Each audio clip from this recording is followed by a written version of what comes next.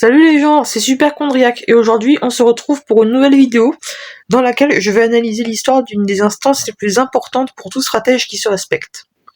Cette institution, vous la connaissez sans doute, c'est celle qui gère la stratégie au niveau des tournois mondiaux et régionaux. Je vais bien sûr parler de Play Pokémon, mais sans plus attendre nous allons voir qu'est-ce que Play Pokémon. L'organisation Play Pokémon a été créée par The Pokémon Company en 2003, après que Wizards of the Coast ait perdu sa licence relative aux jeux de cartes à collectionner. C'est elle qui a créé les ligues, et notamment les tournois ayant les règles spécifiques. Donc pour la faire courte, pour ceux qui n'auraient pas compris, c'est elle qui a créé les règles du VGC, auxquelles jouent les joueurs professionnels comme Harry ou Wolf Glick, dont j'ai parlé dans une précédente vidéo. Le VGC est le format des tournois du jeu vidéo officiel Pokémon, donc Écarlate et Violet pour les jeux les plus récents. Ce sont des combats duo où les Pokémon fabuleux sont toujours bannis et où il faut choisir 4 Pokémon dans son équipe de 6. Il s'agit d'un BO3, c'est-à-dire que c'est celui qui remporte 2 manches à remporter le match. Ce mode de jeu possède des spécificités ou des différences avec Smogon, l'Overused ou d'autres choses. Par exemple, les entries hasard sont beaucoup plus marginaux, car en combat duo c'est moins utile. Le TCG ou le JCC est le jeu de cartes officiel Pokémon. En effet, en plus du VGC, Play Pokémon organise des tournois du jeu de cartes dans les régionaux et les mondiaux.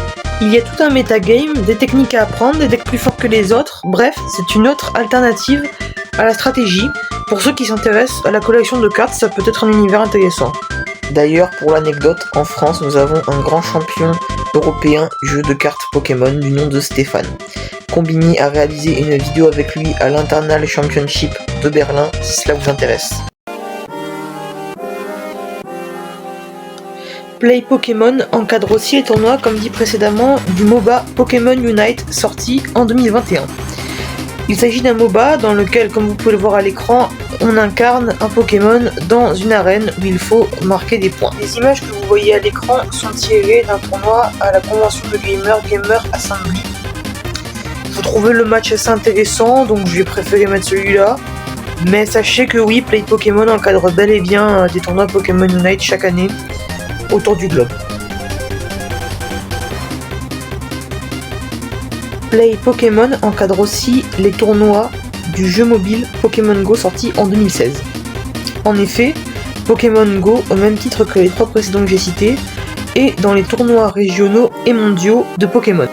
Cependant, ne connaissant que très peu et n'ayant que très peu joué à Pokémon Go, conséquemment, je ne vais pas m'attarder plus sur ce sujet, il y a beaucoup de matchs disponibles si ça vous intéresse, et nous allons passer à la conclusion.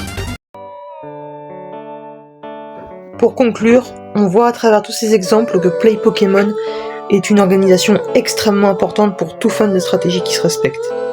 Elle a permis la création des tournois et de rendre le jeu Pokémon compétitif ainsi que tous ses dérivés.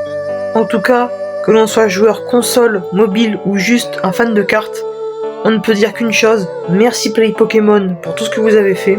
Sur ce, c'était Superchondriac, n'oubliez pas de partager, de vous abonner et de liker.